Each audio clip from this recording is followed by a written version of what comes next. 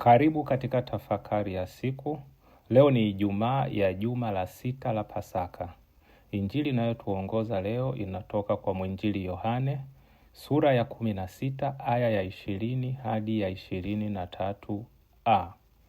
Katika injili ya leo, Yesu anawaambia wanafunzi wake, mtalia na kuomboleza, lakini huzuni yenu itageuka kuwa furaha. Haya ni maneno ya matumaini makubwa sana ya Bwana wetu Yesu Kristo kwa mitume.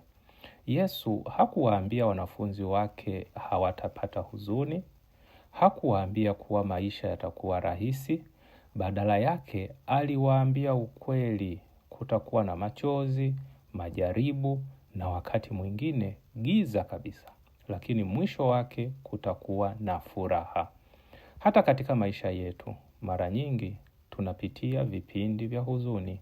Wengine wanateseka kwa sababu ya magonjwa, wengine wanapitia matatizo ya kifamilia, wengine wamekata tamaa kwa sababu ya maisha kuwa magumu. Wakati mwingine tunaweza hata kuanza kujiuliza, Mungu yuko wapi katika hali hii ninayopitia? Lakini Yesu anatukumbusha leo kwamba huzuni si mwisho wa maisha ya muumini. Mungu anaweza kubadilisha machozi yetu kuwa baraka.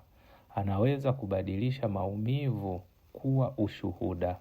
Yesu anatumia mfano wa mama anayejifungua. Wakati wa uchungu, mama hulia kwa maumivu, lakini mtoto anapozaliwa, furaha huja na kusahau uchungu wote aliopitia. Vivyo hivyo kuna mambo tunayopitia leo ambayo yanaumiza moyo wetu, lakini Mungu anaandaa furaha kubwa mbele yetu. Ndio maana Mkristo hatakiwi kukata tamaa haraka. Kila Ijumaa Kuu ina Pasaka yake. Kila msalaba una ufufuko wake. Labda leo unalia moyoni mwako. Labda kuna jambo limekuchosha na kukuvunja nguvu. Usikate tamaa.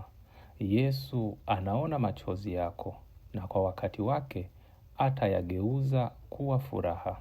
Ndugu zangu, tuendelee kumtumainia Kristo hata katika nyakati ngumu, kwa sababu pamoja naye huzuni haidumu milele.